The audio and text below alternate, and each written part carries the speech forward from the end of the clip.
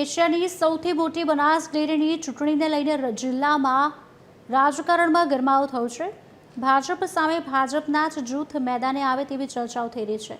Thara market yard અને બનાસ બેંકના પૂર્વ ચેરમેન અણદા પટેલે આજે ઉમેદવારી ફોર્મ ભર્યું છે। શિહોરી મામલતદાર કચેરી ખાતે ફોર્મ રજૂ કરી ભાજપ મેન્ડેટ આપે તેવી આશા વ્યક્ત કરી।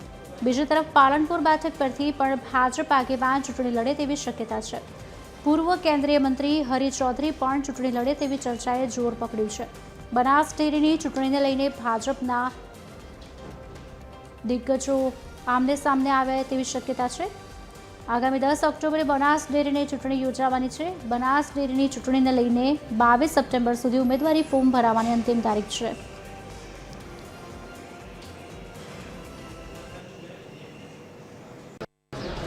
બનાસ ડેરીના ડિરેક્ટર તરીકેનું ફોર્મ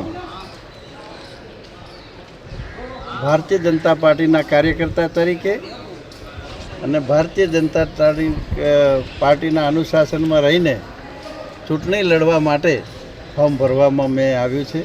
મારું નામ અણદાભાઈ રામાભાઈ પટેલ। વર્ષોથી ભારતીય જનતા પાર્ટીનું કામ કરું છું અને ભારતીય જનતા પાર્ટીનું કામ કરતો રહીશ। આવનારે ઘણા વર્ષોથી હું બનાસ ડેરીના ડિરેક્ટર તરીકે કામ કરું છું। આ તાલુકાની અંદર પશુપાલકો માટે, આ વિસ્તારના પશુપાલકો માટે જે જરૂર પડી એ બધું કામ મેં કરવા માટેનો પ્રયત્ન કર્યો જ છે।